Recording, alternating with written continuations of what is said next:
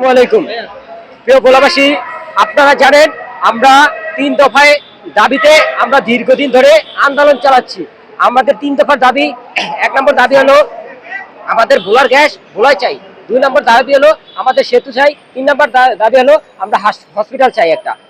প্রিয় দেশবাসী, আসসালামু আলাইকুম। আপনারা জানেন আমরা দীর্ঘদিন ধরে এই রাজপথে আন্দোলন করে যাচ্ছি। আমরা দীর্ঘ কয়েক বছর ধরেও আমরা আন্দোলন করে যাচ্ছি।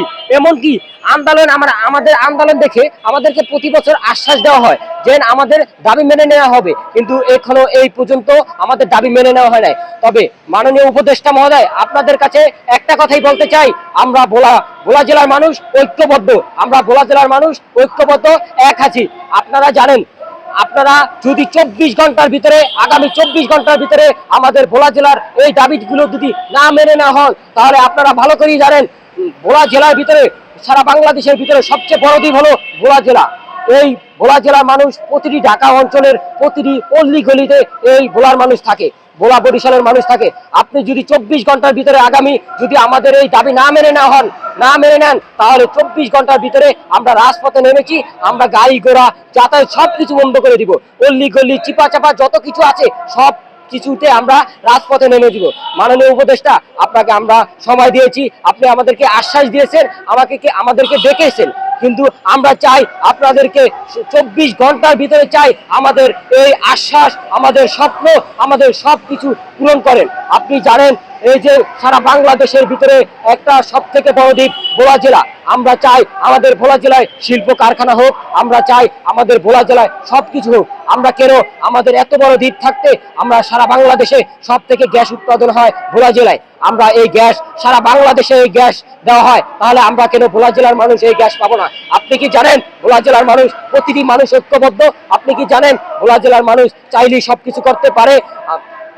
আজকে আমরা এই শাহবাগ এখানে আজকে আমরা নেমেছি, আজকে আমরা সবাই একতা হয়ে আমরা রাজপথে নেমেছি। আজকে আমাদের এই 3 দাবি মেনে নিতে হবে। আমাদের একটাই দাবি, আমরা ভোলায় গ্যাস ভোলায় চাই, ভোলায় সেতু চাই, ভোলা বরিশাল সেতু চাই, আমরা চাই ভোলায় একটা হসপিটাল চাই, আরো ভালো উন্নয়ন কারখানা চাই, সবকিছু চাই। এগুলো মিলে আমাদের দাবি।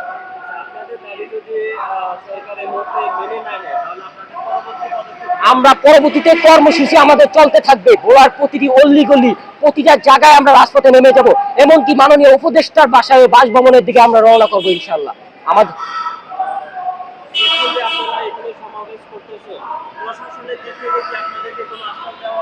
হ্যাঁ, আমাদের এই গত কয়েকদিন আগে আমাদেরকে ডেকা হয়েছে, মাননীয় উপদেষ্টার কিছু লোকে আমাদেরকে ডেকে নিয়েছেন, বলছেন কিছুদিনের ভিতরে আমাদের কাজ চালু করবে। এরকম দীর্ঘ অনেক বছর আগেও আমাদেরকে এরকম আশ্বাস দিয়েছেন যে আমাদেরকে কাজ চালু করবে, কিন্তু কোনো পর্যায়ে আমাদের কাজ চালু হয় নাই, শুধু আমাদের কথা দিয়ে রাখতে। কিন্তু তারা তো জানে না আমাদের ভোলা জেলার মানুষ, প্রতিটি মানুষ ঐক্যবদ্ধ।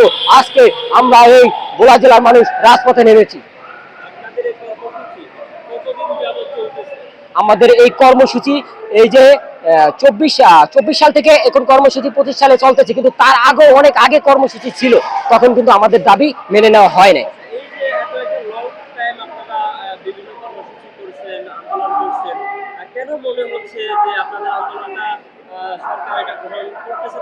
তারা মনে করছে ভোলা জেলার মানুষ ঐক্যবদ্ধ না। তারা কি জানে যে ভোলা জেলার প্রতিটি মানুষ ঐক্যবদ্ধ? তারা জানে না। আজকে দেখিয়ে দিব আমরা, আমাদের 24 ঘন্টা সময় দিচ্ছি। এই 24 ঘন্টার ভিতরে যদি আমাদের দাবি না মেনে নেওয়া হয়, তাহলে আমরা দেখিয়ে দিব যে আমরা ভোলা জেলায় কতটি মানুষ ঐক্যবদ্ধ। এবং ভোলা জেলায় প্রতিটি জিনিস আমরা ভোলা জেলা বন্ধ তো করবই, আমরা ঢাকা শহর প্রতিটি অল্লি গলি চিপা চাপা সবকিছু আমরা রাজপথে নেমে দেখিয়ে দিব।